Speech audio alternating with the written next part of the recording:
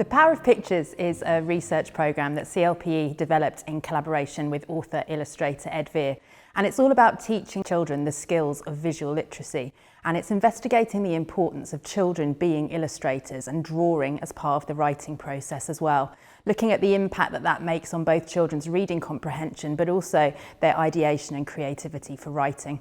Listening to poems, to stories read aloud really helps children to hear good models of reading fluency. It helps them to hear how the English language sounds on the page. It's really beneficial not just for their own reading fluency, but to take the weight of the reading work away from the child. They don't have to spend the time on the decoding and actually lifting the words off the page. They can purely focus on the comprehension. What we have to remember is that this is just as important for older children as it is for younger children as well, because a child's reading comprehension doesn't catch up with their listening comprehension till they're about 12 or 13 years old. So it's really important for older children to hear books read aloud as well as younger children.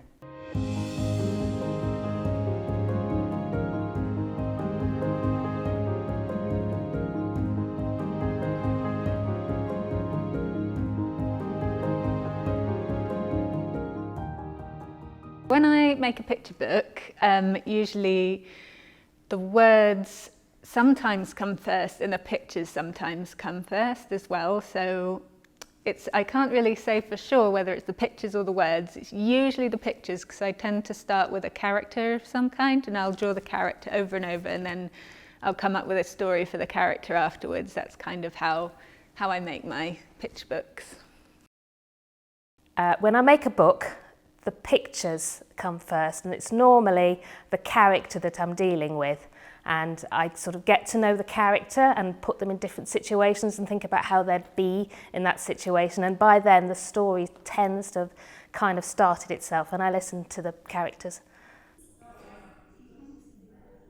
For children participating in the programme, giving children the chance to draw helps them with the skills of visualisation, with summarising what they've heard in a different medium, and that really does make impact on children's reading comprehension.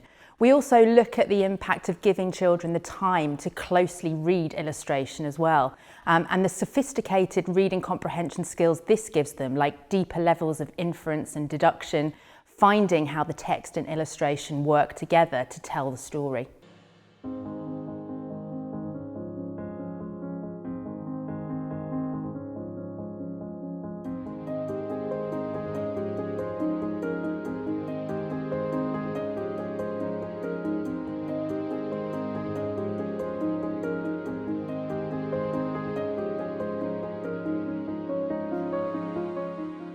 There are dishes in the sink and they're begging to be washed.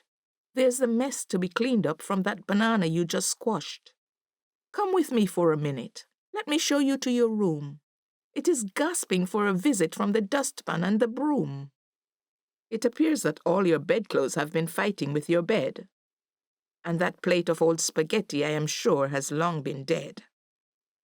There's a curtain of old cobwebs stretched across your bedroom wall. And muddy wellies do not add to the decor in the hall. Did you say that you have gone out and got yourself a maid? Then who is going to clean up that spilt cake and orangeade? Come along. I'll introduce you to someone you ought to meet. This is Lady Vacuum Cleaner. She makes homes tidy and neat. So you've finished all your homework and packed your school bag, I suppose. There are a million things to do right underneath your nose. I wonder why Mom has to get in such a stew when I tell her that I'm bored and there's nothing here to do.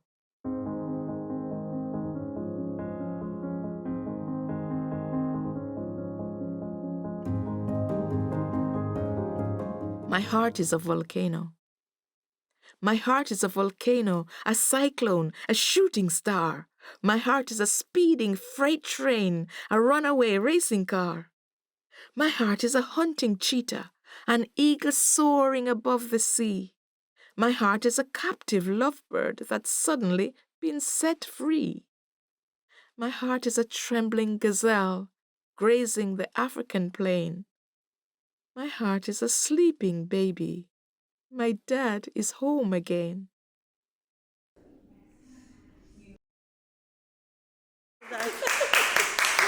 Yay!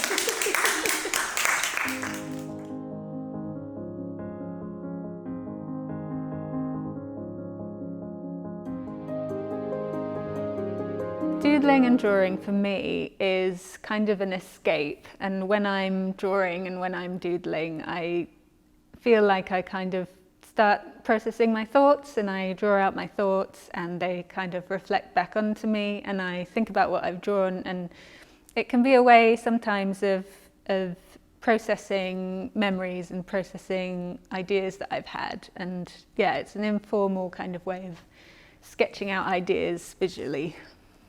So my advice for kids who want to doodle and maybe become illustrators is to just practice a lot and have fun with it, and take opportunities. If you have an opportunity to show somebody your drawings, don't be scared to show your doodles, even if you think, oh, this is just a doodle. Sometimes, quite often, those are the things that people really like, are the more sketchy ideas. So yeah, I would say don't be afraid to kind of show people what you've done and keep at it. Listening to something that I'm illustrating is quite different for me. I'm not used to doing that. So you have to keep the image in your head, and it helps if you listen to it a couple of times so the image comes to your head. You can't really do it straight away. So you listen to it a few times and then you've got it in your head. I selected the poems that I did because I did the shadow one because I love shadows. I love drawing shadows. I'm fascinated by them, and I love watching children play with shadows. And I did the one about not having anything to do because I remember that very well, and being told there's plenty you could be doing. You could be doing your homework, or you could be unpacking that bag that you haven't unpacked since the end of term and it's still got your sandwich box in it. If you want to be an illustrator, you can start now. Just draw. That's all there is to it. You just draw all the time. You draw what you see and you draw what you think, and that's all there is to it.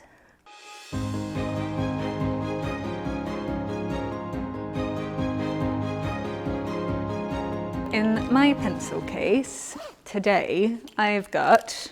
Well, what I have in my pencil case, let's have a look. My brush pen.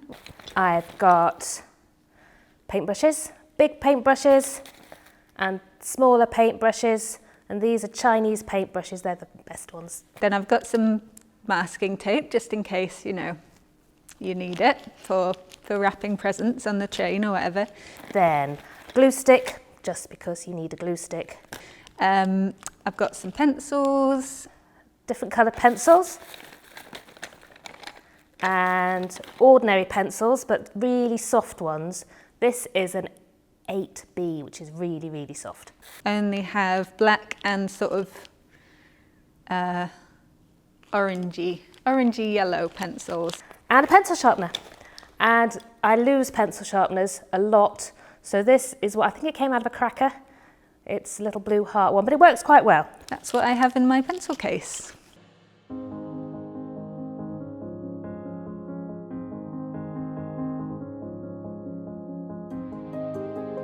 So the Power of Pictures also gave us some really interesting attainment data as well. We found that in the 6 weeks of doing the project, children made an extra 1 month's progress in their writing and an extra 2 months' progress in their ideation and their writing creativity. So we have real concrete evidence that exposing children to visual literacy, letting them see pictures, letting them read pictures, but also giving them that chance to draw to help them comprehend and to help them to create for writing really is important. And it's something that we really need to bring into classroom practice and to encourage children to draw in their own time at home as well.